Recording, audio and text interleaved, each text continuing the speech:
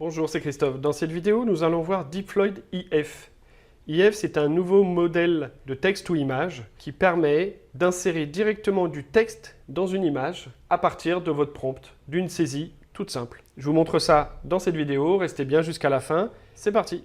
Ici, nous sommes sur un tweet de Diploid qui, le 28 avril, a publié son nouveau modèle de texte ou image, donc le modèle IF, donc Diploid IF. Vous pouvez générer une image avec à l'intérieur de celle-ci un texte défini par votre prompt. Ici, vous avez plusieurs liens, Hugging Face, GitHub et le Diploid AI qu'on va voir tout de suite.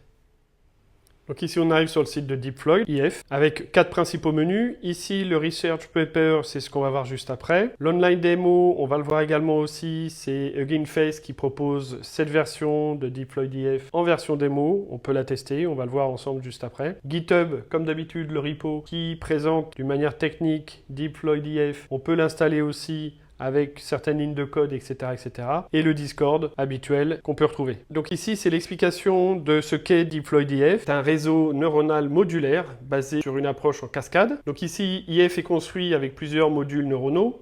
Donc ce sont des modules indépendants qui, chacun individuellement, s'attaquent à des tâches spécifiques. Et ils unissent leurs forces au sein d'une architecture unique pour produire un effet synergique. Donc IF génère des images haute résolution en cascade, c'est-à-dire que l'action commence par un modèle de base qui produit des échantillons basse résolution qui sont ensuite renforcés par une série de modèles plus haut de gamme afin de créer des images haute résolution. IF fonctionne sur la base de pixels par opposition à la diffusion latente, comme par exemple Stable Diffusion. Ici, vous avez une représentation. Donc vous insérez votre texte, le prompt, ça passe dans la moulinette, un module, puis un autre module pour enfin, à la fin de la chaîne, rendre une image haute résolution calquée sur votre prompt. On a des exemples. Donc ici, vous avez des prompts avec l'image qui correspond. Ici, c'est assez amusant. Vous pouvez changer le prompt et voir le résultat, ce que ça donne. Donc là, on a l'objet. Ici, on a l'action. Et ici, le style. Donc un peu street art, un peu à la façon chinoise et photoréalistique. Un peu plus loin, il y a d'autres exemples. Encore, je vous laisserai aller voir. Hein. Je vais vous mettre de toute façon tous les liens dans la description. Ici, on a d'autres exemples. Et ici, c'est une comparaison, en fait. À droite, vous avez les exécutions, donc les images Diploid, et à gauche, Stable Diffusion 2.1 ou les autres modèles. Donc là, on peut se rendre compte que parfois, il y a quand même un peu plus de détails. Vous voyez, celui-ci, par exemple, il est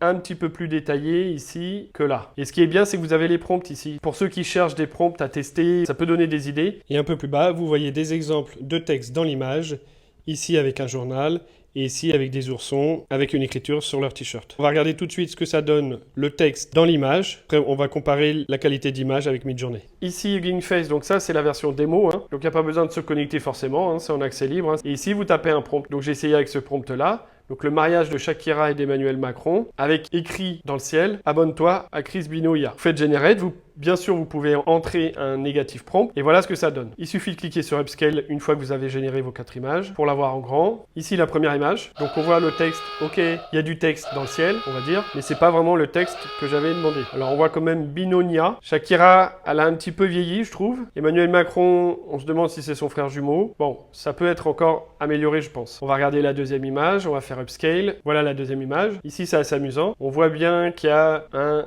toit et un Abun à Krishnonia Bioya. Bon, on comprend pas trop, on sait pas ce que c'est que cette langue. Les images aussi sont un peu bizarres. Hein. Ici, vous avez normalement Shakira, qui là aussi a passé une bonne soirée hier soir. Et puis, il y a deux personnages. On sait pas trop qui est Emmanuel Macron. On aurait tendance à dire que c'est lui avec sa main levée. Alors, une main, c'était là le problème du début de la génération des images d'intelligence artificielle. Problème de doigt. Et là, on retrouve encore un problème de doigt. Bon, il y a aussi un problème de visage. Et ce qui est bizarre, c'est que là, on a l'impression qu'elle tient la main au petit gars, puisque c'est quand même le mariage d'Emmanuel Macron et de Shakira. Bon, on va tester une autre image. On fait Upscale. Ici, nous voilà sur la troisième image. Donc là, c'est pas du tout le texte. On voit un Cria plutôt qu'un Chris. C'est pas trop mal, hein. Ça ressemble quand même à Shakira. Emmanuel Macron, faut vite regarder, mais les 3 images qu'on vient de voir, c'est quand même celle qui ressemble le plus.